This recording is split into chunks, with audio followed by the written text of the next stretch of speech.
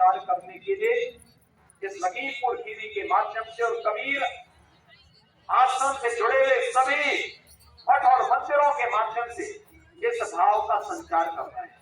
और मैं अक्सर देखता था, जब भी मैं लखीमपुर खीरी आया हूँ, मैं लगातार इस बात को देखता था कि उनके सभी संतों के मन में एक जज्बा है, देश के लिए कुछ करने की एक तमन्ना है, देश के लिए राष्ट्रीयता के भाव के साथ जुड़ने का एक अंतःकरण से उनके मन में एक नई तमन्ना देखने को मिली।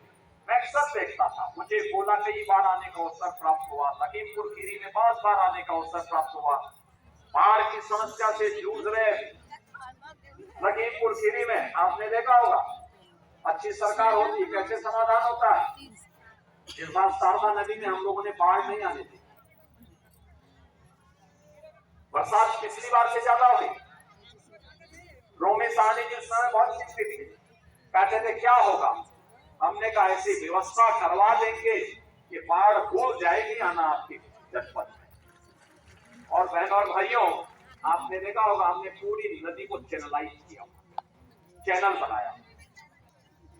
इंजीनियर सुनने को तैयार नहीं हो रहे थे, कह रहे साहब नहीं जमीन लेंगे। हमने कहा एक गरीब की जमीन ले लेंगे तो बाढ़ से बचाने का क्या काम आप करता है।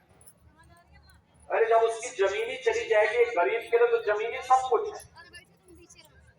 हमने कहा जमीन किसी किसान की नहीं लेंगे, किसान को उसकी खेती बाड़ी करने के लिए जमीन देंगे, लेकिन बाढ़ की समस्या का भी समाधान निकालेंगे। और वह निकालेंगे नदी को ड्रेजिंग करके और चैनलाइज करके।